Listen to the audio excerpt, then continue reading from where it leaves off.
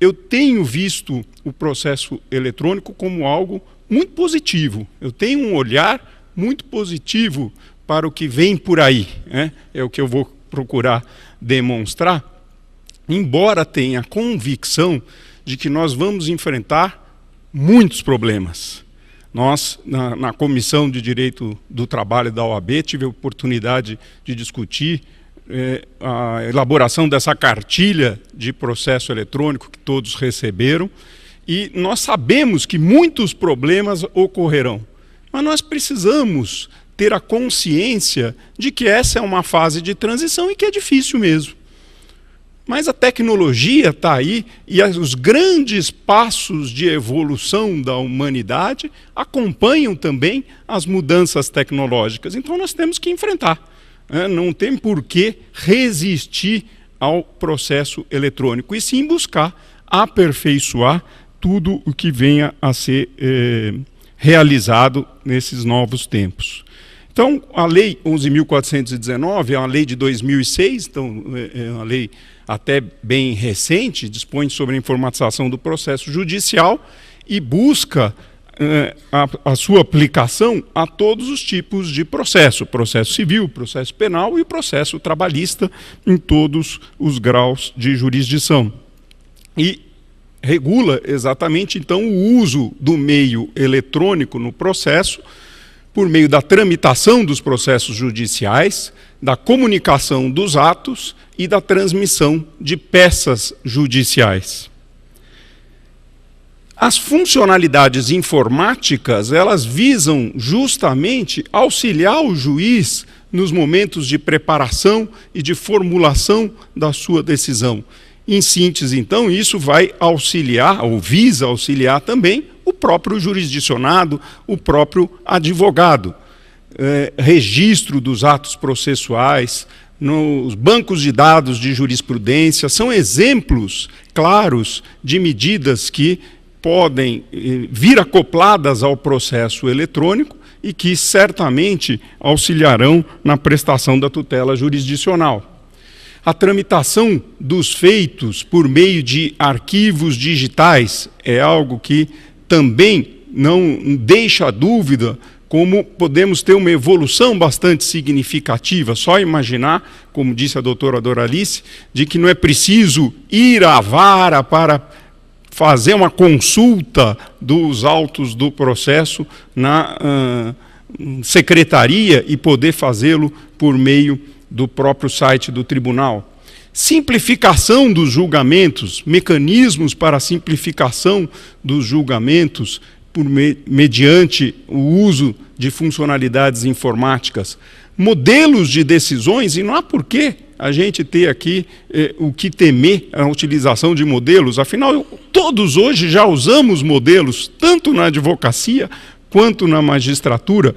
O que precisamos é adaptar exatamente o modelo a cada caso concreto e não ficar num recorte e cola apenas e tão somente um Ctrl+C e Ctrl+V aí, mas sim refletir sobre como esses modelos podem nos auxiliar nas nossas atividades. E a grande questão que a Lei 11.419 trouxe foi exatamente a previsão do artigo 8º, quando estabelece que os órgãos do Poder Judiciário poderão desenvolver os seus sistemas eletrônicos de processamento de ações judiciais. Isso levando em consideração a ideia de autos total ou parcialmente digitais que utilizariam a rede mundial de computadores. Vejam, a lei teve a cautela de fazer a referência a autos total ou parcialmente digitais. Por quê? Parte do pressuposto de que necessariamente teremos um período de transição em que os autos continuarão a existir, os autos físicos, paralelamente às funcionalidades que serão adotadas com os arquivos eletrônicos.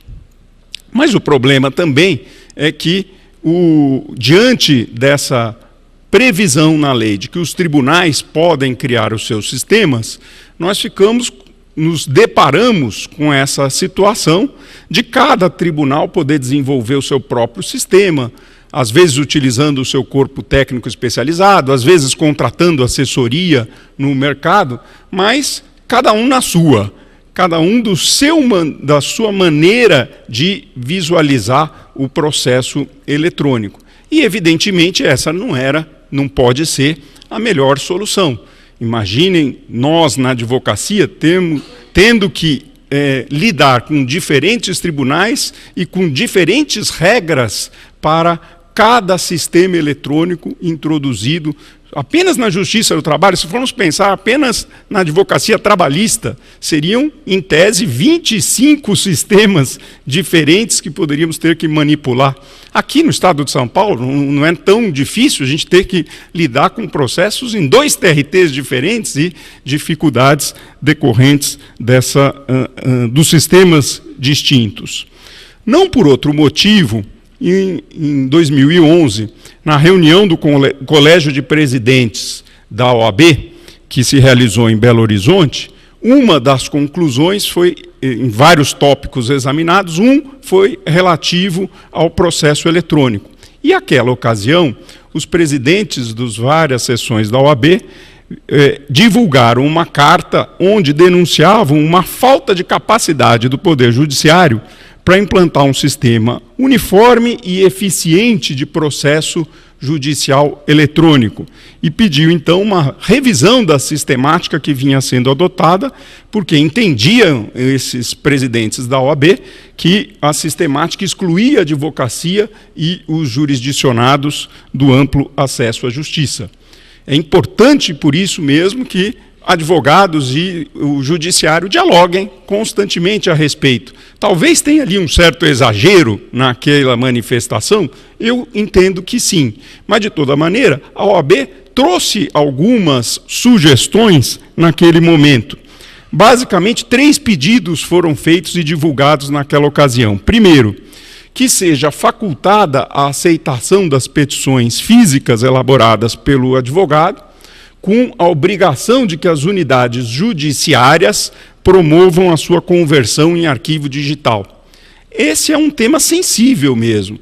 Imaginarmos a dificuldade da advocacia em dar um salto de um sistema para outro. Então, havendo um período de transição em que o próprio tribunal busque auxiliar os advogados nessa possibilidade aí de converter arquivos físicos em arquivos digitais. Pensemos principalmente na hipótese de se chegar numa audiência para apresentar uma contestação e ter que apresentar essa contestação no meio eletrônico. Ora, ou o advogado enviou antes, como em muitas das localidades onde já está implantado o PJE, é o que acaba tendo que ser feito, ou o advogado tentar trazer uma petição física que tenha que ser digitalizada na hora. Vejam as dificuldades técnicas que poderiam surgir e práticas diante de uma situação como essa. Um outro pedido da OAB é que haja coexistência do sistema de senhas para acesso aos sistemas dos tribunais com o de certificação digital. Vejam, aqui já há uma dificuldade que, decorrente da implantação do PJE, que a doutora Doralice já nos trouxe, que é a da exigência da certificação digital como forma de peticionamento no processo judicial eletrônico. A meu ver, a certificação digital é a forma mais segura de peticionamento. Esse sistema de login e senha não é o melhor. Existem várias demonstrações técnicas a respeito. Então, a advocacia precisa, sim, se preocupar com a certificação digital. A assinatura eletrônica por meio do certificado digital é que garantirá a autenticidade dos atos praticados pelos advogados e dará mais segurança no acesso aos sistemas eletrônicos. O terceiro pedido da OAB era que se procedesse, então, à implantação com a máxima urgência de um sistema unificado e simplificado de processo eletrônico. Ora, é isso que está ocorrendo agora. É exatamente essa a postura que vem sendo adotada pela Justiça do Trabalho no Brasil. não por outro motivo, o ministro João Oreste Dallazen, em março de 2011, em reunião com os presidentes e corregedores de todos os TRTs, anunciou que a meta prioritária da sua gestão seria justamente a implantação do processo judicial eletrônico na Justiça do Trabalho, envolvendo todos os graus de jurisdição e também todas as fases do processo, fase de conhecimento, fase de execução. E é isso que nós estamos vendo hoje, essa centralização dos esforços, então, de todos os tribunais regionais do trabalho para alcançar esse objetivo, com a alocação de técnicos e especialistas, com a construção de um sistema que será constantemente aperfeiçoado. Nós temos que ter paciência nesse momento, mas certos de que nós estamos dando um salto de qualidade para o futuro. O Conselho Superior da Justiça do Trabalho, como disse a doutora Doralice, teve então a ideia de concentrar todas as iniciativas desenvolvidas nos diversos estados em um único projeto, que é o PJE da Justiça do Trabalho. A informatização do processo judicial vai nos permitir passar do automatismo à automação, ou seja, a ideia de que os próprios sistemas eletrônicos poderão praticar certos atos processuais sem a necessidade de intervenção direta do ser humano, o que nos propicia um salto no tocante ao princípio da duração razoável do processo de que nos falou o desembargador Rossaldi Araújo. Por quê? O ato humano pode ser substituído por atos do sistema informatizado, evitando aquilo que a doutrina processual chama de dilações indevidas, que são causas da morosidade no processo. Basta pensar, por exemplo, nessa regra do artigo 10º da Lei 11.419, quando se refere à juntada das petições em geral no processo eletrônico, que é feita pelo advogado sem necessidade de intervenção do cartório ou da Secretaria Judicial. A autuação se dá de forma automática, é um ato praticado pelo sistema, com um recibo eletrônico do protocolo, e acabando com aquela figura que nós estávamos habituados, mas que realmente não tem o menor sentido de existir, que é o tal termo de juntada preparado pelo servidor. Quantas e quantas vezes nós, na advocacia, não fomos consultar um determinado processo e recebíamos a informação, está aguardando a juntada, né? Imagina aguardar a juntada de uma petição. Não há, porque isso é a tal da dilação indevida, que não se justifica num processo eletrônico. Vale dizer, então, há uma série de atos que o próprio sistema informatizado pode praticar sem a intervenção humana. Cito, por exemplo, a designação automática das audiências no momento de distribuição das ações, algo que já acontecia mesmo antes da lei do processo eletrônico. Você já distribui a ação, você já sabe a data da audiência, porque o sistema já designou essa data em conformidade com a vara para a qual foi distribuído aquele feito. A remessa de notificações e intimações para publicação no Diário Oficial, não há como negar o avanço que é o Diário Oficial eletrônico, as comunicações feitas por meio eletrônico. A expedição de certidões de decurso de prazo, o próprio sistema identificar que o prazo já está decorrido e que o próximo passo processual, o próximo ato já pode ser praticado, tendo em vista o transcorrer do prazo. A conclusão ao magistrado, que é direta, a partir do momento em que a petição já foi juntada aos autos eletrônicos pelo próprio advogado, aquela petição já foi a conclusão para o magistrado, para a análise do pedido. Eu lembro que, com a Lei 11.419, foi alterado o parágrafo 2º do artigo 154 do CPC para autorizar a produção dos atos e termos processuais por meios eletrônicos. E não deve causar nenhum espanto que o sistema possa praticar atos. Por quê? Porque eles ficarão sempre sujeitos à revisão pelo juiz, mediante provocação da parte interessada, se for necessário. Então, em caso de um eventual problema que tenha surgido num processo eletrônico, basta a parte, o advogado, suscitar aquela questão ao juiz, que poderá revisar um ato que tenha sido praticado automaticamente pelo sistema. Penso também nas vantagens que pode surgir do diálogo entre sistemas com a utilização das tais funcionalidades informáticas. Imaginem, por exemplo, sistemas de folha de pagamento que precisam produzir anualmente a RAIS, a Relação de Informações Sociais, que é exigida pelo Ministério do Trabalho.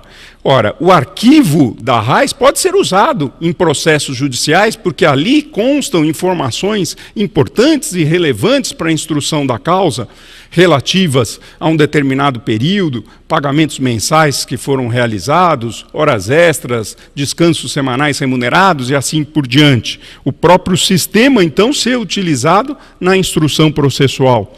O sistema de ponto eletrônico, a implantação do ponto eletrônico e o arquivo que é gerado e que pode ser utilizado pela fiscalização trabalhista para o controle da jornada de trabalho na empresa, mas pode ser utilizado também para o judiciário, a fim de verificar a regularidade ou não do pagamento de horas extraordinárias, com informações detalhadas, então, sobre todas as horas trabalhadas.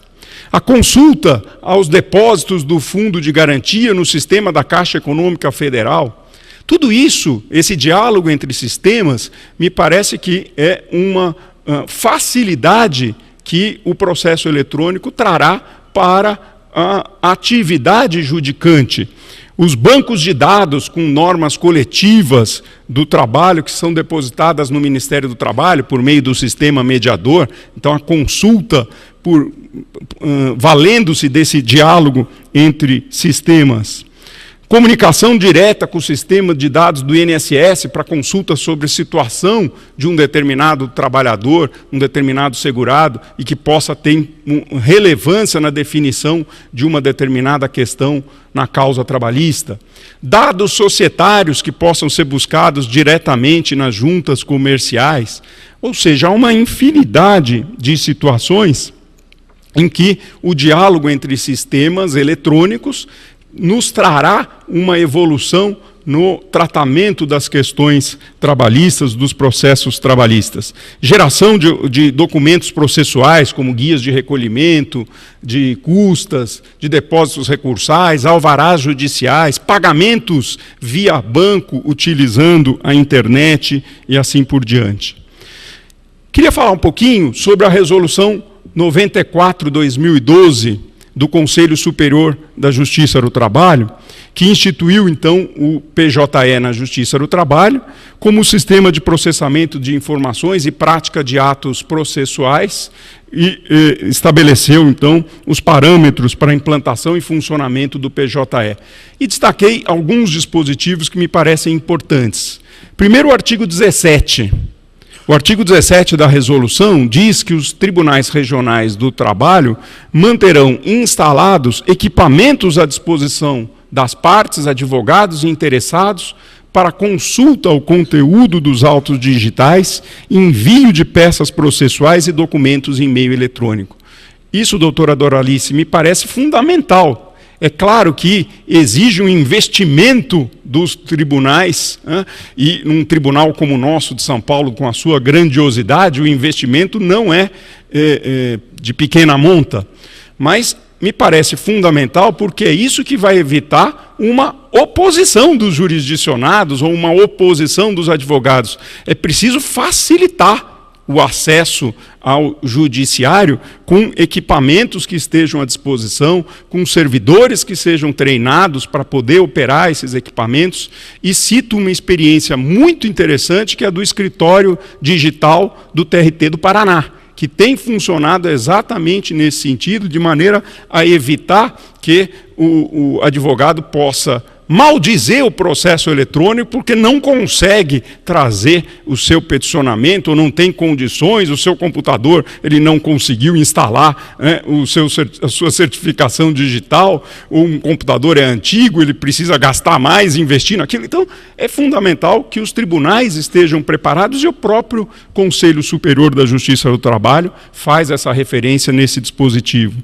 Outro dispositivo que me parece importante é o artigo 44, quando diz, então, que os TRTs manterão, no âmbito de suas atribuições, estrutura de atendimento e suporte aos usuários do PJE. É fundamental, então, que tenhamos servidores capacitados com a possibilidade de dar esse auxílio aos usuários e aos advogados na operação do processo judicial eletrônico. E tenha certeza, doutora Doralice, que a OAB de São Paulo estará junto. Posso falar isso em nome da OAB, em nome da Comissão do Direito do Trabalho, que estaremos juntos com o TRT para cumprir essa missão de poder dar uma devida qualificação e auxiliar na reflexão a respeito desses temas todos. Na transmissão de peças processuais surge uma questão que, para mim, é fundamental para a advocacia. Essa questão se refere a qual o procedimento a adotar se o serviço se tornar indisponível por motivo técnico que impeça a prática de um ato processual no termo final do prazo.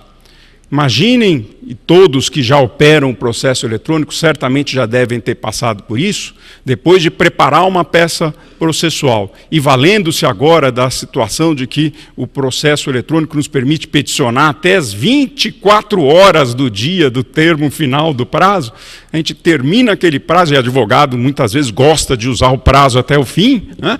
Chega ali às 22 horas, vai aquela petição tão bem feita, preparada para ser enviada e dá um problema no sistema. Você não sabe o que aconteceu. E agora? Né? O meu cliente, aquele processo que pode valer a vida de um trabalhador, ou que pode valer milhões para uma empresa, e eu não sei se conseguirei ou não transmitir aquela petição. Para mim, a solução está na lei. A Lei 11.419 diz, em caso de indisponibilidade do sistema, a prorrogação deve ser automática para o primeiro dia útil seguinte à resolução do problema. Vale dizer, o sistema do PJE precisa desenvolver uma funcionalidade que aponte a existência de um problema técnico e que já coloque uma mensagem para o advogado: seu prazo está prorrogado para o primeiro dia útil seguinte. No entanto, a resolução 94 não foi exatamente nesse sentido. Vejam o que diz aí o artigo 10º. Os prazos que se vencerem no dia da ocorrência de indisponibilidade de quaisquer dos serviços serão prorrogados para o dia útil seguinte à retomada de funcionamento, quando a indisponibilidade for superior a 60 minutos, ininterruptos ou não, se ocorrida entre as 6h23, ou se ocorrer indisponibilidade entre 23 e 24. Ora, eu acho que isso é uma regra que gera uma insegurança muito grande para a advocacia trabalhista. Imaginem vocês, eu acabei de fazer o meu prazo às 17 horas e tenho compromissos às 18 à noite, né? E tentei fazer a transmissão às 17 horas e não consegui. Como é que eu faço? Eu vou para os meus compromissos e depois eu tenho que ficar tentando de novo às 19, às 20, às 21, vou chegar em casa às 23 para ver. Eu não sei se ficou indisponível por 15 minutos, ou 20, ou foram pequenos cortes que ocorreram. Então, eu vou passar esse sufoco aí no exercício da minha atividade, na defesa do interesse do meu cliente, e porque o sistema não me indica que a prorrogação já é automática para o dia seguinte. O que, a respeito desse tema, eu ouvi a discussão trazida aí por representantes do Conselho Superior da Justiça do Trabalho, que se forem pequenos tempos de indisponibilidade, não há por que fazer a prorrogação automática, porque isso pode levar a protelação, mecanismos protelatórios no processo, etc. É supor que o advogado está querendo arrumar vantagem no processo. Não pode ser. Eu acho que nós temos que sim zelar pelo exercício da advocacia com segurança e que esse sistema venha para nos auxiliar e não para nos prejudicar. Por fim, não queria deixar de falar de um tema também que tem me provocado uma reflexão muito importante a respeito, que é a questão das audiências e da gravação audiovisual. A Lei 11.419 trouxe essa oportunidade que me parece auspiciosa dentro daquele conceito da oralidade que rege o processo do trabalho. O artigo 169 do parágrafo 2º do CPC, hoje, com a redação dada pela lei do processo eletrônico, autoriza a gravação audiovisual das audiências. E isso só poderá trazer benefícios para o processo. Agilidade nos procedimentos da audiência, em vez de ficar aquela pergunta, o advogado pergunta para o juiz refaz a pergunta para o depoente responde, aí o juiz dita a resposta para o escrevente, fica aquela situação truncada. Ora, a gravação trará uma fidelidade no registro do que efetivamente ocorreu na audiência, com vantagens para a futura revisão pelas instâncias superiores do judiciário, com redução do nível de tensão entre as partes na audiência. Nós todos sabemos quantas e quantas vezes, com o grande volume de processos que o judiciário precisa enfrentar, como há, por vezes, situações de conflitos entre juízes e advogados em audiências. Tem que constar da ata, foi isso que ele disse, não foi, não, mas espera lá. Então chegam situações em que a gravação resolveria de uma forma muito mais simples, porque basta rever as imagens para saber tudo o que efetivamente aconteceu. Nesse sentido, eu faço referência também a uma outra experiência muito interessante do Tribunal do Paraná, que foi a utilização do sistema Fidelis, premiado pelo Instituto Inovare em 2010. O Conselho Superior da Justiça do Trabalho chegou a efetuar uma apresentação desse sistema Fidelis na Escola Nacional de Formação e Aperfeiçoamento de Magistrados em 2010, na ENAMAT. E determinou a realização de análises técnicas a respeito da tecnologia que é empregada por esse sistema e da infraestrutura necessária para que ele possa ser instalado em todos os tribunais regionais do Brasil. O software que permite a gravação das audiências, utilizando esse tal sistema Fidelis, ele dá a oportunidade de marcações eletrônicas ao longo da gravação e recuperação de trechos gravados de uma forma muito rápida e dinâmica. Então é possível, por exemplo, clicar ali num determinado ponto do registro da audiência e verificar o que disse a segunda testemunha da reclamada acerca do tema das horas extras. E ali revisar toda aquela prova, sem a necessidade, por exemplo, de ter que assistir a audiência inteira. Vai depender daquele ponto que seja necessário examinar. Você pode assistir a gravação inteira, mas você também pode assistir em determinados aspectos que sejam aqueles necessários de serem revisados. E, por outro lado, a integridade e a segurança da gravação são garantidas pela assinatura eletrônica, com a certificação digital. Então, me parece que a gravação das audiências é algo que também vai chegar. E um dia nós vamos